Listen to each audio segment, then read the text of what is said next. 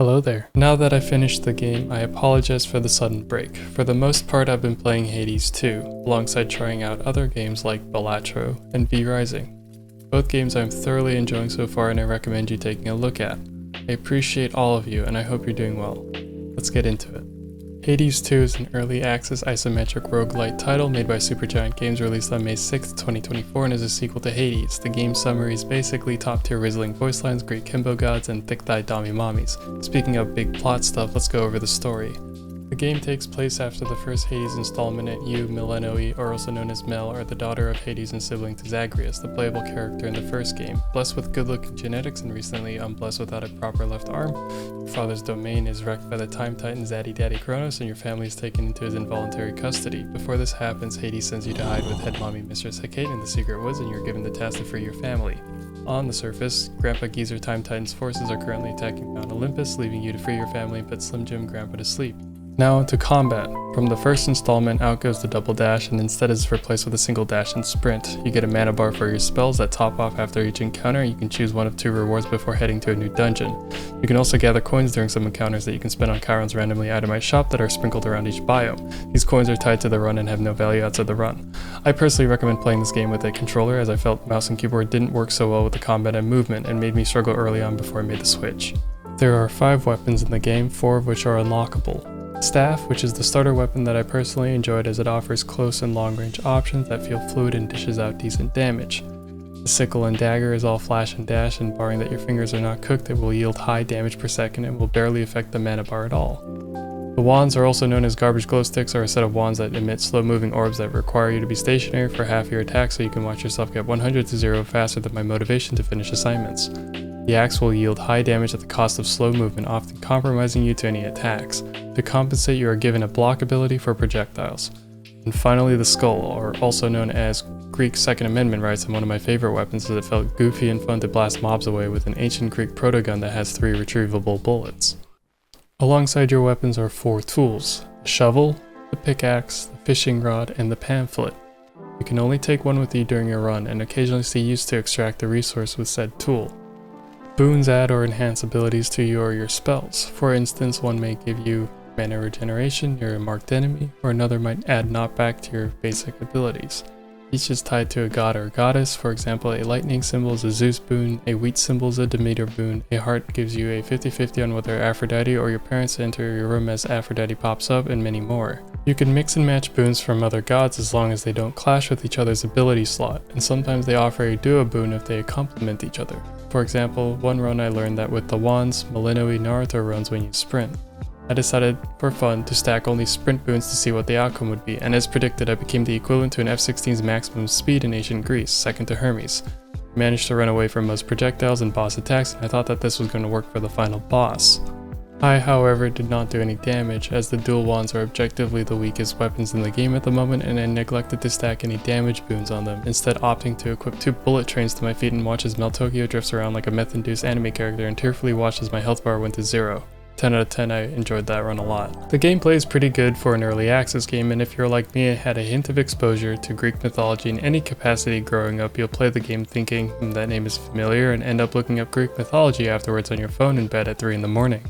You have a home base called the Crossroads where you find a bunch of characters and can improve aspects of the game like adding safe rooms and dungeons or unlocking new permanent buffs for your character or weapons. You can add farming plots and remind yourself that Stardew Valley exists and debate whether you want to take another run of that game as well. After beating Kronos, you are offered to visit the Work in Progress area that is the overworld where a few more bosses remain. This is a separate run and is much shorter than the run to the underworld, but it isn't complete just yet and requires resources to unlock. The core gameplay is basically do a run, gather natural resources, riz characters during run, die or complete run, riz characters improve stats at home, do another run. It's a slow and tedious approach, just like how I edit my videos. There is no punishment for dying in this game, and some runs you'll die earlier than the previous run.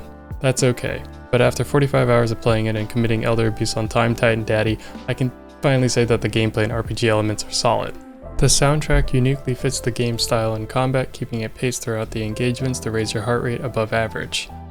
Voice lines are delicious ASMR gourmet tier. Pleased to make your acquaintance finally, my dear.